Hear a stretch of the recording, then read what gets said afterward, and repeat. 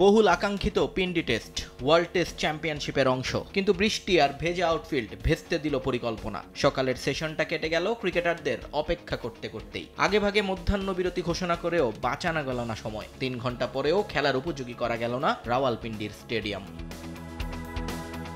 শেষ পর্যন্ত নির্ধারিত সময়ের 4.5 ঘন্টা পর শুরু হয় পিন্ডি টেস্ট। ভেজা উইকেট আর মেঘলা আবহাওয়ার সুবিধা নিতে টস জিতে ফিল্ডিং এর সিদ্ধান্ত নেয় বাংলাদেশ। একাদশের 3 পেসার শরীফুল হাসানের সঙ্গে নাহিদ রানা আর 2 স্পিনিং অলরাউন্ডার সাকিব মিরাজের সঙ্গে 6 ব্যাটার।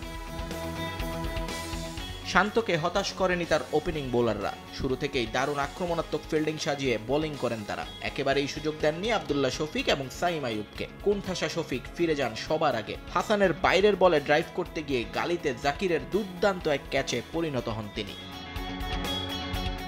এরপরও ঘুরে দাঁড়াতে পারত পাকিস্তান, কারণ পরের ব্যাটার রাজা ছিল নামে ভারে আব্দুল্লাহ শফিকের চেয়েও এগিয়ে। কিন্তু শরীফুল ইসলামের বাঁহাতি পেসের আগুনে গোলায় পুরে ছারখার হয়ে যায় তারাও। দুজনকে উইকেটের পেছনে লিটন দাসের ক্যাচ বানান তিনি।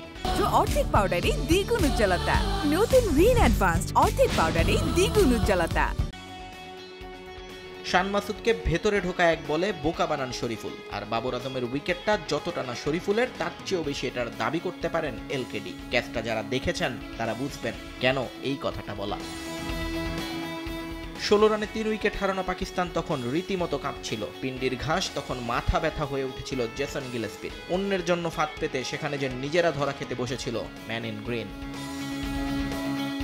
কিন্তু তাদের সেই যাত্রায় বাঁচিয়ে দেন সাইম আইয়ুব এবং সৌদ শাকিল। ধীরে সুস্থে টাইগার বোলারদের সামাল দেন তারা। চা-বিরতি পর্যন্ত আর উইকেট পড়তে দেননি এই দুজন। ততক্ষণে ক্লান্ত হয়ে পড়ে বাংলাদেশি বোলাররাও। সে সুযোগে অনেকটা চড়াও হয়ে রান বাড়ান তারা। 23 ওভার ব্যাটিং করে গড়েন 98 রানের জুটি।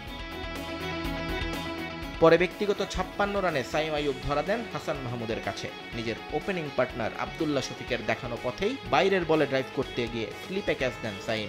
দ্বিতীয় উইকেট পেয়ে যান হাসান। আরও একবার নতুন করে পাকিস্তানকে চেপে ধরে বাংলাদেশ। কিন্তু শেষ সেশনের কয়টা ওভার বেশ ভালোভাবেই সামাল দেন মোহাম্মদ রিজওয়ান এবং সৌদ শাকিল। এর মধ্যে ব্যক্তিগত 50ও পেয়ে যান শাকিল, আর রিজওয়ান অপরাজিত থাকেন 24 রানে। নিয়ন মুহাইমিন, সময় সংবাদ।